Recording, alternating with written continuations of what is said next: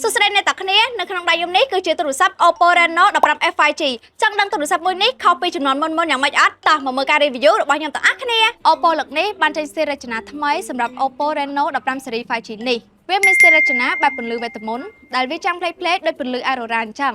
អ្វីដែលខ្ញុំចាប់អារម្មណ៍ពិសេសរបស់ទូរស័ព្ទនេះគឺកាមេរ៉ា selfie ដោយសារតែតកូ Reno 15 Series 5G នេះបំពាក់ជាមួយនឹងកាមេរ៉ា selfie 0.6 កុណដែលអាចថតប្លង់ទលីបានយ៉ាងល្អដោយតែអ្នកទាំងគ្នាបានឃើញអញ្ចឹងរូប1កុណនិងរូប 0.6 កុណគឺមានភាពខុសគ្នាដោយរូប 0.6 កុណវាក្តោបប្លង់បានរូបទលីល្អហើយទូរស័ព្ទនេះបំពាក់ជាមួយនឹងកាមេរ៉ា Gold 50 megapixel អ្នកទាំងគ្នាអាចថតជាមួយនឹង1កុណឬ2កុណបានដោយរូបដែលអ្នកទាំងគ្នាបានឃើញអញ្ចឹងហើយមិនត្រឹមតែប៉ុណ្ណោះយើងអាចថតជាមួយនឹង portrait 1កុណឬ2កុណបានដូចគ្នា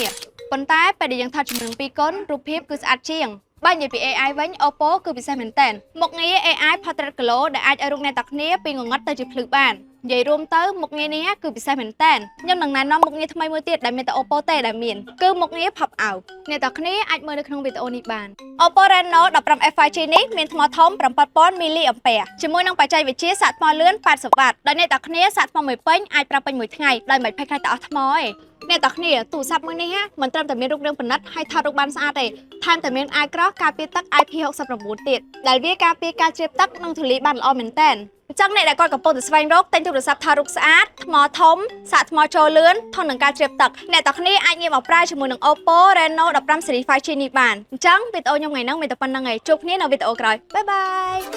យ